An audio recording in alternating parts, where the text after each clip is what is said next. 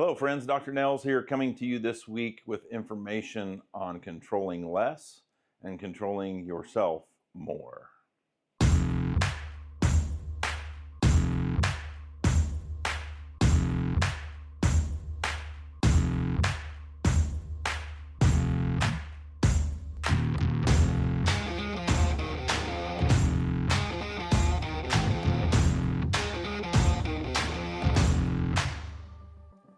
Hello friends, Dr. Nels here, coming to you this week with more information on life, leadership, business, and family, helping build the values, your values and principles so that you can be the best version of you. And this week we're talking about controlling things less and controlling yourself more. And some of you watching may be a control freak. Some of you watching probably can name a few people that are control freaks. Or maybe you can name someone that is trying to control you or control scenarios, controlling all different scenarios, whether it's in business or in friendships or whatever it might be. And I've learned a few things over the years. And one thing is control freaks drive me crazy. And number two, what I've really learned is that a lot of control freaks have a lot they need to work on. And so for the control freaks, if you're watching this, I want you to think back, I want you to reflect on what are the behaviors that you need to work on? What are the things that you need to own up to? What are the behaviors you need to own of yourself that's holding your leadership back in your business, the team you lead, in your family, in your friendship scenarios? Because as I said, over the decades, I've noticed control freaks have a fair amount they need to work on. And you see, and when you're a control freak, you're building less trust. When you control more, you build less trust. When you control less, you build more trust with other people. When you control less, your influence grows with other people. But if you're a control freak and you're trying to control different things in your life, you're A, building less trust, and B, you're losing influence over people. You may think controlling people and controlling scenarios and activities is helping get the best out of people or controlling scenarios, but in the end, that's not what's best for everyone involved. We would preach that if you're having to control things, there's some underlying things and some underlying currents and tendencies of people, behaviors of people that maybe aren't the best. And it's your job to be a better coach. And at the bottom line point and scenario is we're all trying to build trust. You see, the human mind, the human behavior, our bodies, we crave trust. We crave trusting situations. And so if we want to build trust, we have to control less.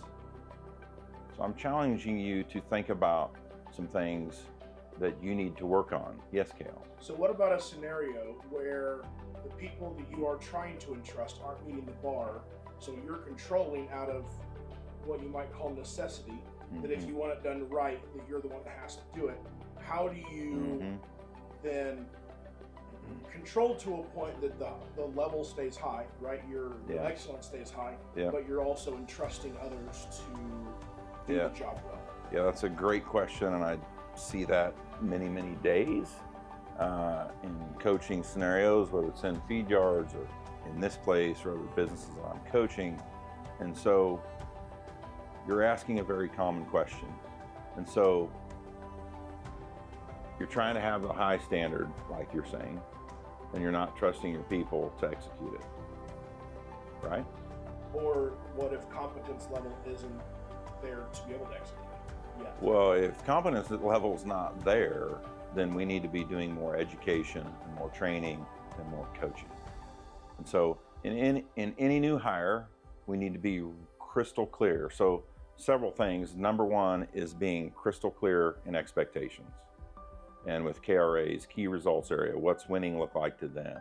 And then getting really clear with every team member what the role is, what their duties are, and the who, what, when, where, and why, what I call the 5 W's, and the 1 H. So we need to get very clear on role, expectations, and the who, what, when, where, and why, and then also the how. And if you're doing all those aspects, your people should be able to execute the job. Now, if the competency is not there, then we have a whole nother conversation. Number one is, how did they get in your doors? How did they get hired? Because you hired them. And if you hired them, you should have hired someone competent enough. If you hired them and they're not competent enough, then we need to go back and look at your hiring process, because then we didn't hire the right person. Does that make sense?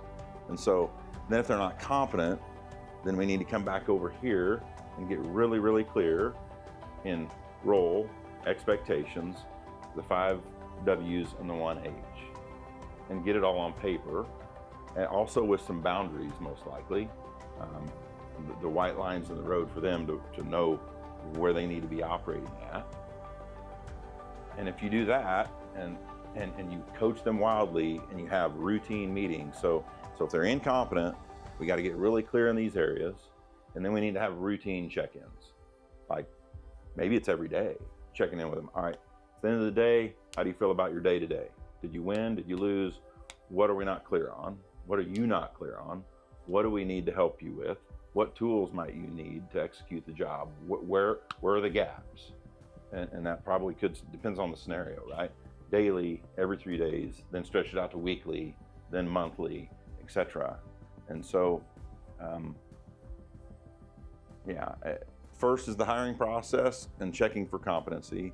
And then second is, then it's us as the leadership making sure we're crystal clear in the job, the role, the expectations, the 5 W's and the 1 H. Okay? Does that make sense? Yep. Did I answer it totally? I think so. It gets hard, and your question is a very common question. So if you're dealing with that, there's your strategies to deal with that person. Here's your primary strategy. Maybe the root problem is, if we hired some incompetence, then that goes back to our hiring process. So there's two different scenarios there. And so, but back to the original. So I think that's a great question. I think we gave you some good thought process on both ends of that. But then I also see control freaks that are dealing with very competent people, can do the job, but we're still trying to control them.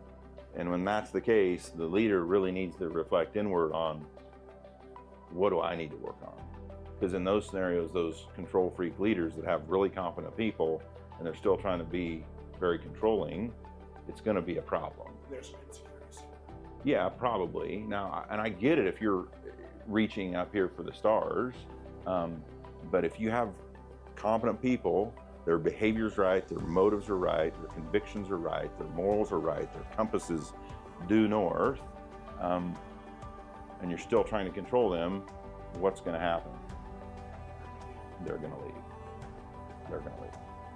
And so there are a lot of competent, high caliber leaders, type A personality, high D's on a DISC assessment, that are going to run off good people over time. And so I'm speaking to you. If that's you have highly competent people, you've done the hiring process right, competent, they do well, how do you turn over more reins? And you need to do that. And you need to do it over time. We don't just hand them the entire reins day 0. That's a 1-2 year process, a 10-year process in major key leadership positions, right? But controlling more means you trust less. Controlling more builds less trust. Controlling more degrades trust. Controlling less with competent, good people shows you believe in them, you trust them, and they will flourish and fly. And so think back about what you need to reflect on. What do you need to own? What are some behaviors that maybe you need to work on to help your team go ahead and fly, right? And so Again, it's all a trust building process. And I'm challenging you hard as control freaks to control less, but control yourself more in many, many scenarios. So thanks for joining us today. Thanks for the question, Kale. We're glad you're here with us. If you like this content, click subscribe here. If you got any questions, ask those questions in the comment sections below. We'd be more than happy to answer your questions or help out. Thanks for joining us. See you next week.